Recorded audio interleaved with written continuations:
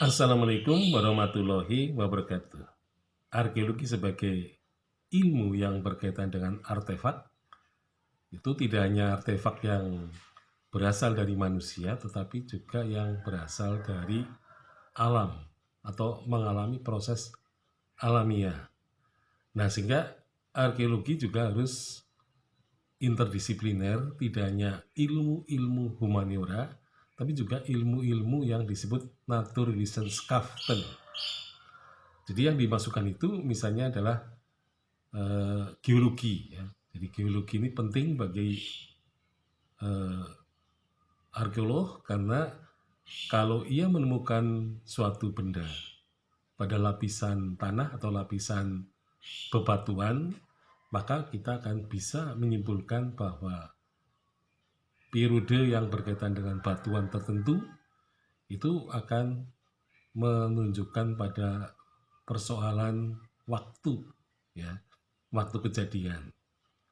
Jadi geologi ini termasuk ilmu-ilmu eksak, ya, eksakta yang juga perlu dipelajari oleh seorang arkeolog. Kemudian juga geomorfologi, ya, misalnya geomorfologi ini ilmu yang mempelajari mengenai garis pantai. Jadi garis pantai yang saya kira dalam sejarah selalu berubah-ubah, ya. Jadi misalnya Sukmono pernah melakukan penelitian geomorfologi, terutama garis pantai Sumatera bagian timur, di mana telah terjadi semacam pengendapan-pengendapan sehingga lapisan tanah yang baru itu membentuk suatu daratan baru.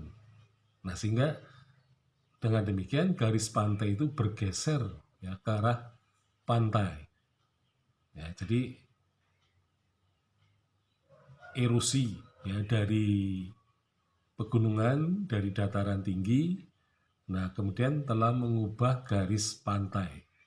Nah, perubahan garis pantai ini juga akan mengubah juga, ya, terutama untuk melihat geografi fisik, ya, di mana letak peristiwa itu terjadi. Nah, ini, ya, jadi ini berkaitan dengan geografi kesejarahan, ya, terutama yang berkaitan dengan di mana peristiwa itu terjadi. Jadi pada masa lampau orang bisa mengetahui dengan berubahnya garis pantai di Sumatera, ya, bagian timur, maka pelabuhan Sriwijaya itu tentu sudah berada di pedalaman, tidak lagi berada di garis pantai yang sekarang ini, gitu ya. Jadi garis pantainya telah berubah, gitu ya. Itu misalnya kita mengambil dari geomorfologi. Nah, kemudian juga ditemukan ilmu baru, ya, yang disebut sebagai paleo tsunami. Ya. Jadi ada penelitian-penelitian yang berkaitan dengan paleo tsunami, maka arkeolog bisa melihat bahwa tsunami itu pernah terjadi mungkin berkali-kali pada masa lampau. Ya, jadi kita bisa mendeteksi berapa kali bumi kita atau wilayah kita pernah mengalami yang disebut dengan tsunami, gitu ya. Jadi bencana alam yang terjadi itu bisa dideteksi, gitu ya. Nah, sehingga kemudian orang bisa mengetahui bahwa tsunami yang terjadi pada masa sekarang sebenarnya sudah juga sering terjadi pada masa yang lampau.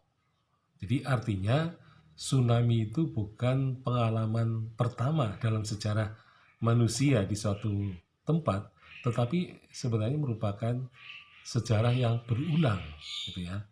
Jadi dari penemuan ilmu baru ini maka bisa diketahui bahwa tsunami pernah terjadi berkali-kali pada suatu tempat tertentu. Bahkan bisa dikatakan seperti contohnya daerah pesisir selatan Jawa ada tanda-tanda bahwa dulu pernah mengalami tsunami, gitu ya. Itu dengan ilmu yang disebut paleo tsunami. Sekian, assalamualaikum warahmatullahi wabarakatuh.